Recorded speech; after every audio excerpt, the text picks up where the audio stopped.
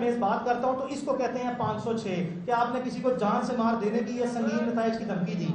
लेकिन अगर यही जुर्म में आपके सामने बैठ के कोई असला या कोई आला जिससे कोई आपकी जान को नुकसान पहुंच सकता है अगर वो लेके करूं तो इसको कहते हैं 506 बी, बिकॉज जो जुर्म है उसकी पेनिट्रेशन जो उसकी शिद्दत में इजाफा हो जाता है और वो बनता है 506 सबसेक्शन 2 या 506 बी। तो चूंकि आप वीडियो में देख सकते हैं कि जो गार्ड गए हैं अंदर इनके, जो कि जिनका ऑब्वियसली नेचुरल सी बात है, हमने जो वकूआ हुआ है वीडियो को सामने रखते हुए और अदरवाइज जो हमारे साथ वकूआ हुआ है हमने वो नरेट कर दिया है। तो वो गार्ड आप देखें तो उनके हाथ में असला मौजूद था। अब जब असले के साथ वो गए हैं और वहां पे मौजूद खवातीन जिनको हमने इस केस में नामजद किया है और जिनके मैं आपके सामने नाम और किरदार और उनके फैमिली रिलेशनशिप लेके आऊंगा, उन्होंने आपने वीडियो में सुना कि धमकी दी है और आप ये भी वीडियोस में देख रहे हैं कि गार्ड्स को जो कि असले से मौजूद हैं उनको कहा जा रहा है कि इनके ऊपर, लड़कियों के ऊपर चढ़ाई करें, यानी कि जिस्मानी तौर पर आप देख रहे हैं कि वो इनके ऊपर चार्ज कर रहे हैं, इनके ऊपर जो है चढ़ने की कोशिश कर रहे हैं। ये मैं नहीं कह रहा, ये वीडियो में सबूत मौजूद है।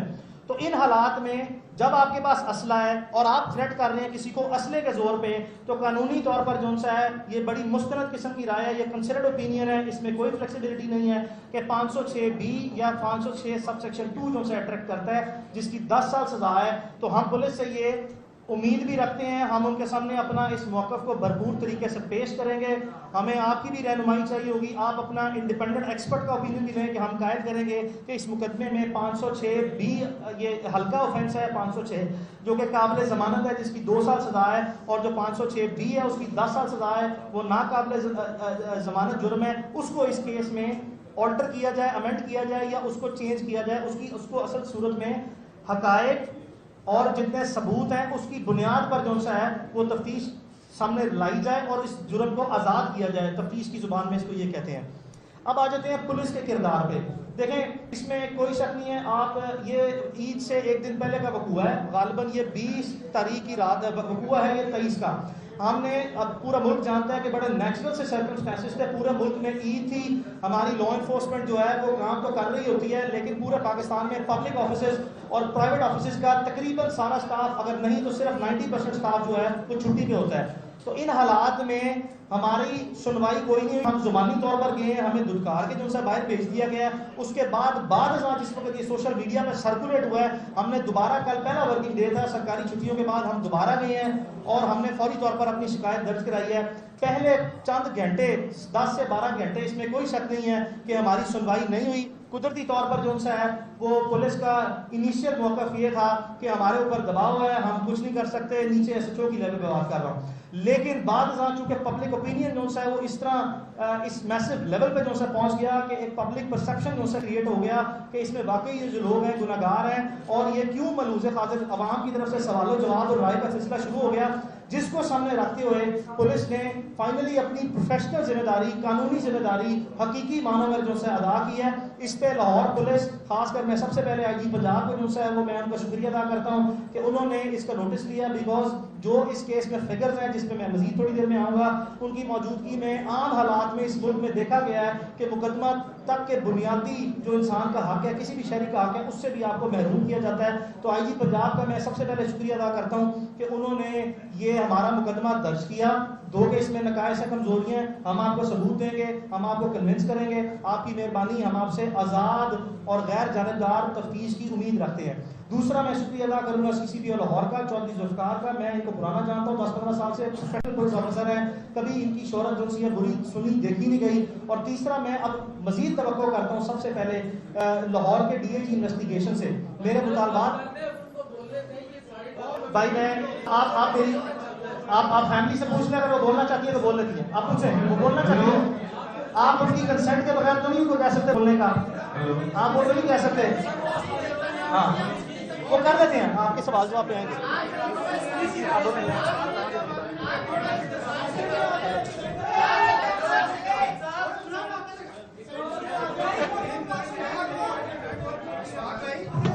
यहाँ पर फोटोग्राफी नहीं हो रही, बराए मेहरबानी उनको जगह दे दीजिए, फोटोग्राफी ना करें।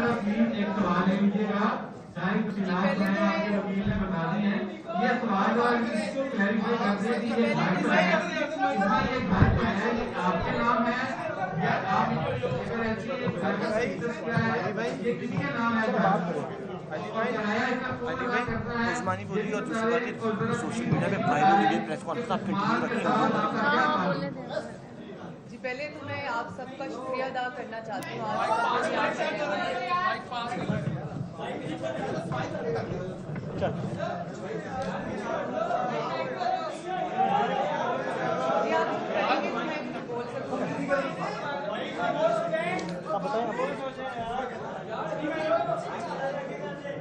बोले पहले तो मैं आप सब लोगों का शुक्रिया अदा करना चाहती हूँ। आप लोग सब यहाँ पर हैं और आपके जितने सवाल हैं उन सब के जवाब मेरे लॉयर देंगे और खतीजा देंगे। आपने जिस तरह के सवाल करने आप सब सवालों के जवाब मेरे लॉयर और खतीजा देंगे। देखिए इस बात से नहीं कि मुकदमा आपसे रिलेटेड है, आप जरा प्लीज मेहरबानी करें। मैं बातें बता रहा एक तो दूसरा ये है कि ये बता रहे मैं दे रहा जवाब जी, मैं दे रहा जवाब जी, मैं जवाब दे रहा हूँ। देखिए मैं आप ये घर कौन सा है वो उसका एग्रीमेंट मेरे पास है, मैं आप सबको एक कॉपी दे जाऊंगा। ये लेकिन ये उस्मा साहबा को दें मेहरबानी करें। वो मैं उस्मा साहबा सुने, मेरी आपसे गुजारिश है, उस्मा साहबा ने ही मुझे प्रोफेशनली एंगेज किया है सिर्फ इसीलिए कि मैं इसके तमाम कि मैं आप अच्छा इसके तमाम कानूनी पहलू मैंने डिस्कस कर लिए हैं और उन पर मैं बात की। अच्छा मैं इसमें बाबर नसीम जो सा है जी वो घर के मालिक है, ना ये उस्मान के कोई रिश्तेदार है, ना ही उस्मान के कोई रिश्तेदार है। जी मैं दूंगा जी, अदालत में भी आप लाजमी तवक्को करेंगे मैं दूंगा। बिस्मिल्लाह यार एक बात सुनने हमें बात सुने, एक सेकेंड बात सुने। यहाँ किसी हमने आके कोई मीडिया पे तोहमत नहीं लगाई, आप रिलैक्स करें। 1 मिनट आपको और चाहिए, उसके बाद प्रेस कॉन्फ्रेंस खत्म है। और ये बात आप इम्पोज नहीं कर सकते उस्मा पे बोलने की। ऑलरेडी हम पे मलिक रियाज का प्रेशर है, हम पे मलिक आप प्लीज 1 मिनट दे दें। जरूरी बात ये आपको ये शवाहिद, आपको ये डॉक्यूमेंट देखिए उस्मा की जान को खतरात लाहक है। आप इस चीज की सेंसिटिविटी को अंडरस्टैंड करें। उस्मा खान की जान को खतरात लाहक है, इसीलिए प्रेस कॉन्फ्रेंस की है।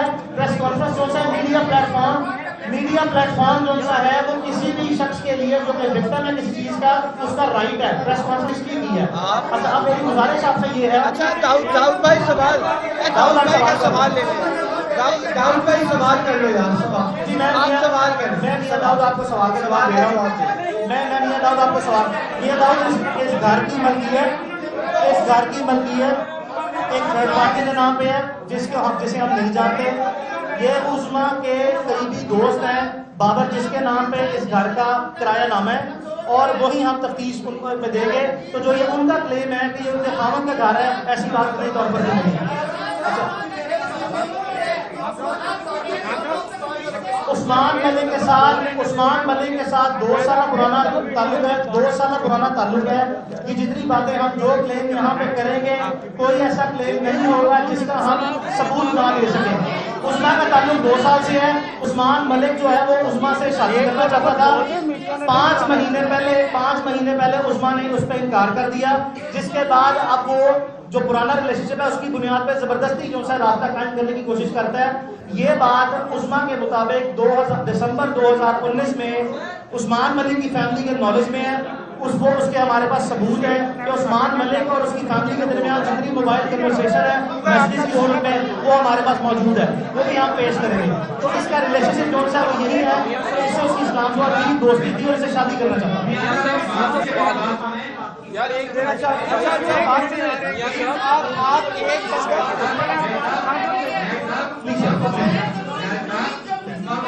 हाँ कर ले। अच्छा बात सुने तो आप लोगों के उस्मा मैं आपके सामने कहना चाहता हूँ उस्मा मुकम्मल तौर पर आज़ाद है। वो जितनी बात करना चाहे करें, वो जिस सवाल का जवाब दें वो दें।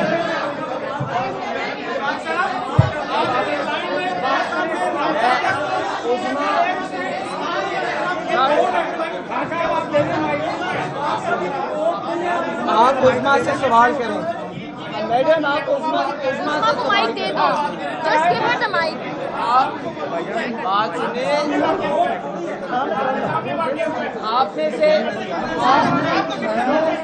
आप उस खवातीन को सवाल तो करने दे, आप उस सवाल एक मिनट है सवाल तो करिए। जी प्लीज करें आपका सवाल। जैसा कि वकील साहब ने कहा कि वो खवातीन जो है ना गैर कानूनी तौर पर आपके घर में दाखिल हुई, ठीक है, ये बिल्कुल गलत है।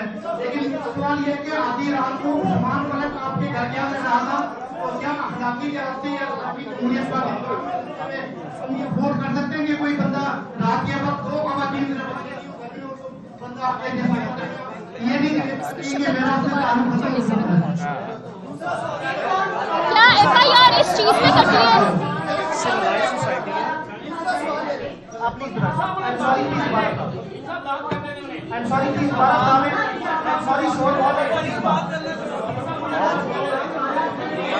आवाज नहीं आ रही। आमना मलिक ने आपको कितनी दफा वार्न किया था कि मेरे खामन के साथ आप ताल्लुकात कायम ना करें? अगर उन्होंने आपको पहले वार्न किया था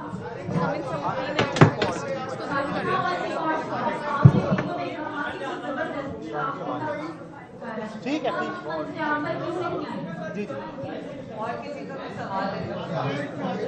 आप वीडियो के अंदर मैडम आप वीडियो के अंदर साफ दिख रहा है, जिस वीडियो को आप हवाला दे रही है उस वीडियो में साफ दिख रहा है कि आपने बारहा उनसे माजरत की है। किस बात पे आप माजरत कर रहे हैं?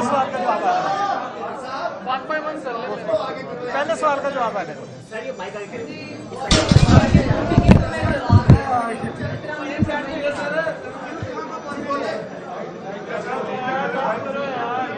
पहली बात तो ये है, मैंने इस बात का जवाब दिया है आपको कि मेरा उस्मान के साथ मेरी दोस्ती थी, ठीक है, और वो मुझसे निकाह करना चाहता था। मैं 2 साल से उसे जानती हूँ, ठीक है। और रही बात उनकी वाइफ की, उन्होंने मुझे कभी फोन नहीं किया, इसका कोई एविडेंस भी नहीं है। और इस चीज़ का कोई एविडेंस भी नहीं है, और उन्होंने मुझे कभी एक कॉल भी नहीं की। मैंने उन्हें देखा पहली दफ़ा उसी दिन है, चांद रात। उसका मेरा वीडियो में माजरत किस बात की कर रही हैं? मैसेजेस वीडियो में आप वीडियो में माजरत किस बात की कर रही हैं? पर गन रखी हुई थी, इसीलिए मैं उन्हें कहती कि मुझे एक चांस और दे दे प्लीज, आप मुझे माफ कर दें। ऐसा कोई वाकया पहले नहीं हुआ। तो चांस देने से मुराद ये होती है कि जब आपकी जान जा रही हो तो आप कहते हैं कि अगर आपको ये एतराज है मेरे के साथ रिलेशनशिप है तो मैं नहीं, ऐसा कोई नहीं है। वो चांस की बात सिर्फ इस वजह से है, मैं क्या बताऊँ, मैं अगर चांस की बात सिर्फ इसीलिए है कि अगर आपको इस रिलेशनशिप में एतराज है तो रिलेशनशिप नहीं रखा जाए भाई। जो भी पहले हमने बहुत से ऐसे केस देखे हैं, बहुत से ऐसे केस देखे हैं जिसमें लोगों के साथ फिर लेन देन हो गया, मामला तय हो गए और बड़ी रकमें ली है। जदोरी का कराची में केस इसी तरह का था और उसमें उन्होंने फिर भारी मुआवजा लिया लड़की को। बहुत अच्छा सवाल है। आप भी ऐसे ही ड्रामा नहीं, पैसे कैसे लेने का प्रोग्राम करके लंबा दौड़ा। ऐसा कुछ होता तो मैं आज यहाँ ना होती। आपको क्या लगता है ऐसा कुछ होता तो मैं यहाँ आज आप लोगों के सामने ना बैठी होती? अगर मुझे बात खत्म करनी होती, लेन देन ही करना होता, तो मैं ये मुकदमा ही ना दर्ज करता। अच्छा मियां साहब एक मिनट मियां साहब यार एक मिनट जी बताएं। जी भाई बताएं। मियां साहब ये जो घर के एग्रीमेंट से मुतालिक आप बता रहे हैं, थोड़ी डिटेल हमें बता दें ताकि साउंड बाइट हमारा निकल आए। चलेंगे, भाई का सवाल है। मिस वन भाई मैं यार ये घर की फातिमा एक मिनट फातिमा एक मिनट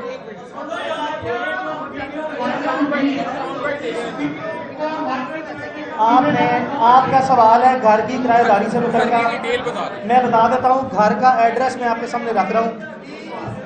आपके सामने घर का एग्रीमेंट भी मैं जो है वो आपको बाद में कॉपी करा के दे दूंगा। घर का किरायानामा है बाबर नसीम के नाम पे। वो उस्मा के पुराने दोस्त हैं। उस्मा यहाँ पे काफ़ी अरसे से रह रही हैं। बाबर नसीम का कोई ताल्लुक वास्ता नहीं है उस्मान मलिक से या उसके किसी लेने देने से। इस घर पे पुराना पोजेशन जो सा है वो उस्मा का ही है। चंद चीज़ें जो मैं आपको बताना चाहता हूँ, देखें इस वकूए के 2 विक्टिम हैं। विक्टिम तो बहुत से हैं। इस विक्टिम जो सा सबसे पहले उस्मा और इसकी बहन है। उस्मा की बहन भी जो सी है, इनका पाँव जख्मी हुआ है, आपने वो देखा होगा। दूसरा विक्टिम जो है मलिक रियाज खुद हैं इसके, चूंकि मलिक रियाज जो है मौके पर मौजूद नहीं थे, इसमें कोई शक नहीं है। हमारा मलिक रियाज पर कोई जाती क्लेम ये नहीं है कि उन्होंने किया है।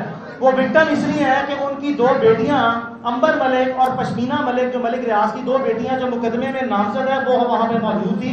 तो हमारी तरह इस वकूअ के मलिक रियाज जाती तौर पर खुद भी विक्टिम है, लेकिन हम मलिक रियाज के विक्टिम कुदरती तौर पर बन जाते हैं कि वो पाकिस्तान की एक इन्फ्लुएंशियल जो सा शख्सियत माने और जाने जाते हैं। तकलीफ इस चीज़ की है कि उन्होंने कौमी इदारे जो से हैं, आर्म फोर्सेस के इदारे, जहाँ पे कह दिया कि ISI को बुला चुक के ले जा। ये बताना चाहता हूँ कि ISI के तो शायद किसी सिपाही का बूट भी जो है वो नहीं कर सकते। मलिक रियाज की बेगमार को या फैमिली को इस तरह की बातें इदारों को बीच में इन्फ्लुएंस नहीं करना चाहिए था। तो एक इसके विक्टिम ISI बने हैं, एक आपके सामने ये है, एक मलिक रियाज उनकी बेटियों के और अपने रिश्तेदारों के विक्टिम खुद जाती तौर पर है। अच्छा जी वकील साहब, जी प्लीज।